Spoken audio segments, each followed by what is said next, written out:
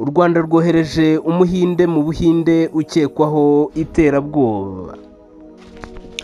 U Rwanda rwamutanze ku ntumwa z'Ubuhinde kuri uyu wa 27 Ugushyingo 2024 nk'uko byari byumvikanweho hagati y'u Rwanda ndetse n'izi ntumwa z'Ubuhinde.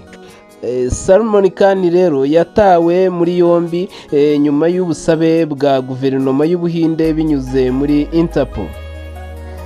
Umushinjacyaha rero w'urwego rw'igihugu Siboniyontore Jean Bosco yagaragaje ko ibyaha Salman Khan akurikiranweho bikekwa ko yabikoreye mu gihugu cye cy'Ubuhinde ndetse akahungira inaha mu Rwanda. Ati Ubuhinde bwatanze ubusabe bugaragaza ko Salman Khan akekwaho ibyaha by'iterabwoba ko ari gushakishwa. Hari n'abandi bafungiwe mu gihugu cyabo ariko we akaba yarabanyuze muri humye agahungira mu Rwanda.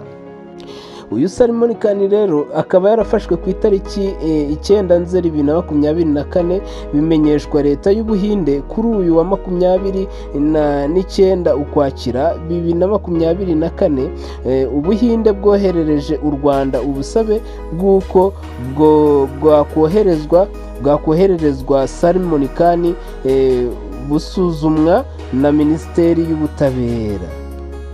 Reka ku nkuru irambuye tubagezeho ikiganiro twagiranye n'uyu mushinjacyaha w'urwego rw'igihugu Siboniyontore Jean Bosco uburyo yagaragaje icyo uyu Salman Khan aregwa ndetse n'ibindi byaha akekwaho mu gihugu cye cy'Ubuhinde, ndetse tubasangize byinshi bigiye bitandukanye. Munyemerere tuyibagezeho njyewe ndi Piwanyu. Kugira ngo igikorwa turangije gukora ni igikorwa cyo gutanga umuhinde witwa Salman Khan wafatiwe mu gihugu cy'u Rwanda itariki 9 z'ukwa 9 uyu mwaka ku busabe bwa leta y'Ubuhinde. Bwatanze ubusabe bubicishije muri Interpol itariki 2 z'ukwa 8 bugaragaza ko Salman Khan ukurikiranyweho ibyaha bya terorisme cyangwa se iterabwoba ko ashakishwa.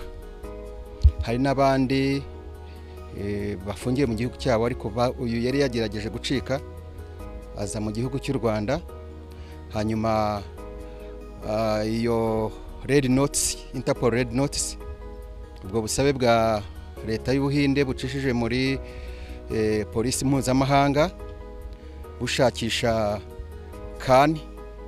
Salman.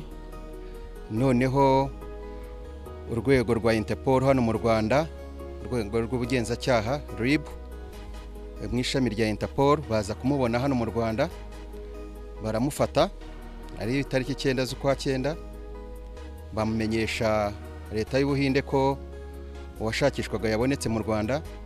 Hanyuma itariki 29 z'ukwa 10 2024 bohereza leta y'Ubuhinde yoherereza leta y'u Rwanda ubusabe bwo kumusaba ibyo twita extradition request. Leta y'u Rwanda, Minisiteri y'Ubutabera isuzuma ubwo busabe.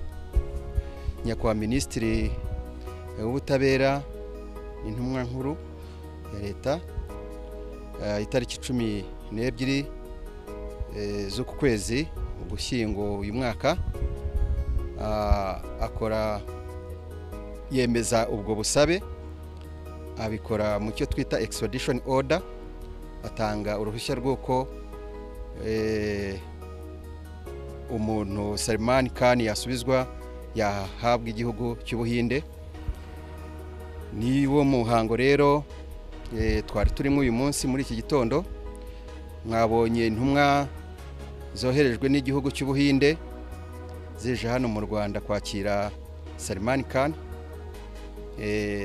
Twavuga ko nubwo u Rwanda n'Ubuhinde rudafitanye amasezerano yo guhanahana abanyabyaha, ariko twebwe itegeko ryacu rigena ibirebana no guhanahana abanyabyaha extradition law, harimo ingingo ko iyo hari igihugu gisabye umunyacyaha mu Rwanda uri mu Rwanda ko niyo tudafitanye amasezerano dushobora gukorana amasezerano ku bwumvikane yuko nabo leta y'u Rwanda nigira umunyacyaha uzasangwa ku butaka bwabo bazamuduha, ibyo bita agreement of reciprocity. Nibyo mu by'ukuri twebwe ubushinjacyaha bukuru ndetse n'ubugenzacyaha na polisi y'igihugu nk'uko mwabibonye niwo muhango twaje gukora nk'uko mwakurikiye. Ndumva ngira ngo icyo gikorwa cyumvikane neza, tukaba tugaragaza ko u Rwanda atari ahantu h'ubwihisho, ntago ari igihugu wazamwo ngo warakoze ibyaha hirya no hino ngo uze kwihisha mu Rwanda. Murabizi ko dufite zero tolerance ku byaha, dukurikirana ibyaha, dukurikirana abanyabyaha, kandi natwe ubu busabe ibyo dukoreye Ubuhinde natwe niko twagiye tubikorerwa n'ibindi bihugu.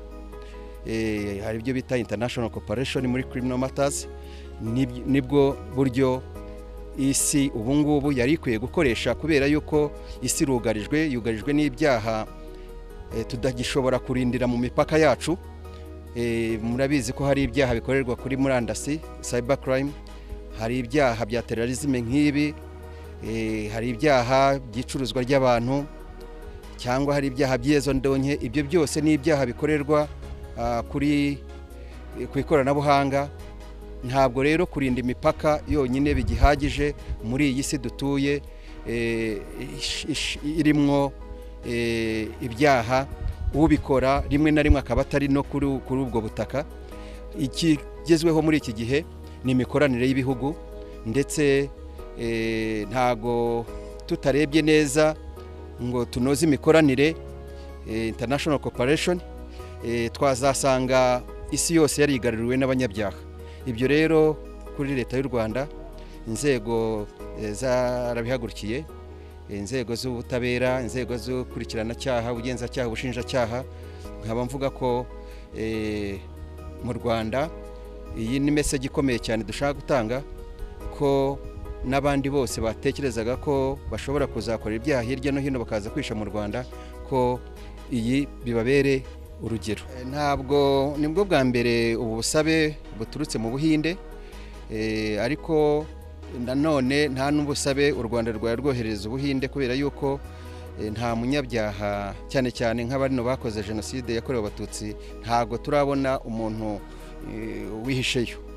Ariko nanone tugiye ibi byaha mpuzamahanga ndetse n'ibi byaha birenga imbibi, byambukiranya imbibi, ni ibyaha udashobora kuvuga ngo ntago bakumiriwe kuzajyayo.